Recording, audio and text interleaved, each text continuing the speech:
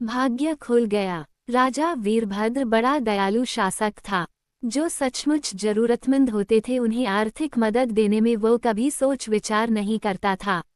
जैसे जब कोई नया व्यापार आरंभ करना चाहता था, अथवा कोई अपने परिवार को लंबी तीर्थयात्रा पर ले जाना चाहता था, अथवा कोई बहुत दिनों से रोगग्रस्त रहता था और चिकित्सा के लिए धन का अभाव हो जाता था, तब वह निःसंकोच उनकी मदद कर दिया करता था।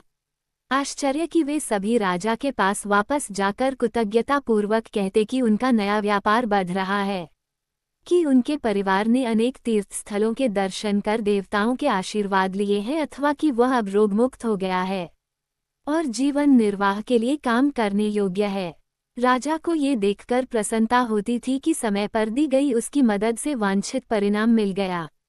लेकिन उसे एक बात का दुख रह गया।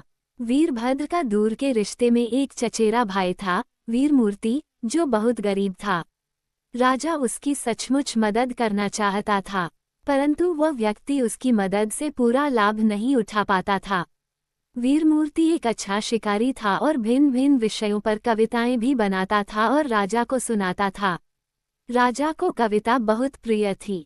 वीरमूर्ति जब भी आखेट से वापस आता या कविता सुनाता तो राजा उसे पुरस्कार देता था, लेकिन धन का उपयोग करने से पहले ही या तो उसे चोर ले जाता अथवा मार्ग में उसका थैला खो जाता। इस प्रकार वह हमेशा गरीब का गरीब ही बना रहा। जब भी वह महल में आता तो वह मैले कुचले कपड़ों में होता अथवा भूखा प्यासा रहता। एक दिन वीरमूर्ति ढेर सारे शिकार के साथ महल में आया। वीरभद्र उस पर बहुत प्रसन्न हुआ। उसने अपने दरबारियों के सामने उसे पुरस्कार देना चाहा, इसलिए उसने उन सबको बुलाकर कहा, आप सब मेरे चचेरे भाई वीरमूर्ति को जानते हैं। आज उसने ढेर सारे शिकार मारकर अपनी बहादुरी दिखाई है। मैं आप सब के सामने इसे पुरस्कार देना चाहता हूँ। तब राजा ने विधिपूर्वक उसे एक चमकदार नारंगी भेंट की और मुस्कान के साथ उसे विदा किया। वीरमूर्ति ने झुककर राजा को धन्यवाद दिया और दरबार से बाहर निकल गया। दरबार में कानाफूसी होने लगी। राजा अपने गरीब चचेरे भाई के साथ शरारत तो नहीं कर रहे हैं। राजा ने कानाफूसी सुन ली, लेकिन उस पर ध्यान नहीं दिया। न तो चचेरे भाई को और न ही दरबारियों को ये खबर थी कि पुरस्कार में दी गई नारंगी साधारण नहीं थी और उसमें मूल्यवान रत्न थे। वीरमूर्ति ने पुरस्कार के बारे में दोबारा नहीं सोचा। आखिर राजा ने दरबारियों के सामने उसकी बहादुरी की तारीफ की। उसके लिए यही बहुत बड़ी बात थी। मामूली नारंगी से यह कहीं अधिक बड़ा पुरस्कार था। उसे वह अपने थैले में डाल घर की ओर चल पड़ा। मार्ग में उसे एक भिक्षु मिला। उसने अपना कटोरा उसके सामने बढ़ा दिया। वीरमूर्ति के पास पैसे नहीं थे, इसलिए उसने थैले से नारंगी निकाली और भिखारी के कटोरे में डाल दी। तुम्हें भूख लग रही होगी, इसे खा लो, ये कहकर वीरमूर्ति चलता बना। भिक्षु ये देखकर आश्चर्य करने लगा कि नारंगी असामान्य रूप से भारी है।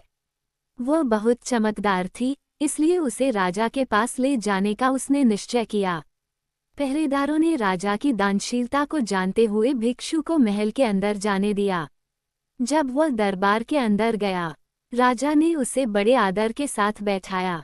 भिक्षु ने सुनहली नारंगी निकालते हुए कहा, महाराज, कृपया इस गरीब भिक्षु का उपहार स्वीकार करें, किंतु इसके साथ मेरा आशीर्वाद है। चिरंजीवी भव। नारंगी को देखते ही वीरभद्र जान गया कि उसका अभागा भाई नारंगी का मूल्य समझ नहीं सका। उसने नारंगी स्वीकार कर ली और उसे चांदी के सिक्कों से भरा एक थैला भेंट किया। भिक्षु राजा को आशीर्वाद देकर चला गया।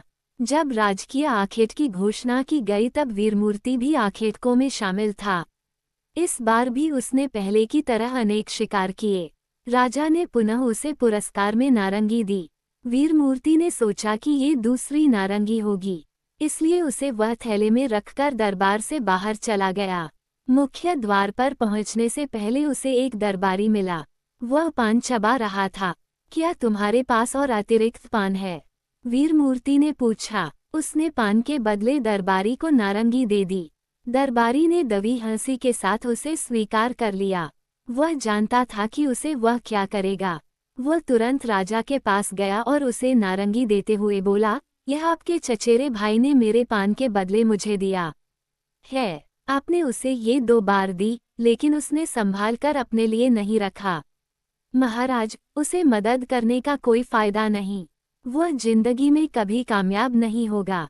एक और राजकीय आखेट में उसकी बहादुरी के लिए राजा ने उसे तीसरी बार वह नारंगी दी। साथ ही ये कसम खाई कि यह उसकी आखिरी मदद है। वीरमूर्ति ने जब राजा के हाथ से नारंगी ली तब वह जमीन पर गिरकर कई टुकड़ों में बिखर गई। उसके अंदर के मूल्यवान रत्न बाहर आ गए। क्षमा कीजिए महाराज, ये कहकर माफी मांगते हुए वीरमूर्ति रत्नों को एक एक कर चुनने लगा।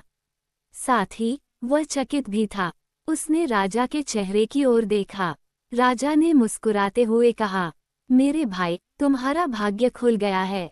जब भी मैंने तुम्हें मदद करने की कोशिश की, तुम करीबन इनकार करते रहे। तुमने नारंगी दूसरों को दे दी। अब तुम धनी बन जाओगे। राजा वीरभद्र ने उसे इतना सोना देकर विदा किया जो उसकी जिंदगी भर चले।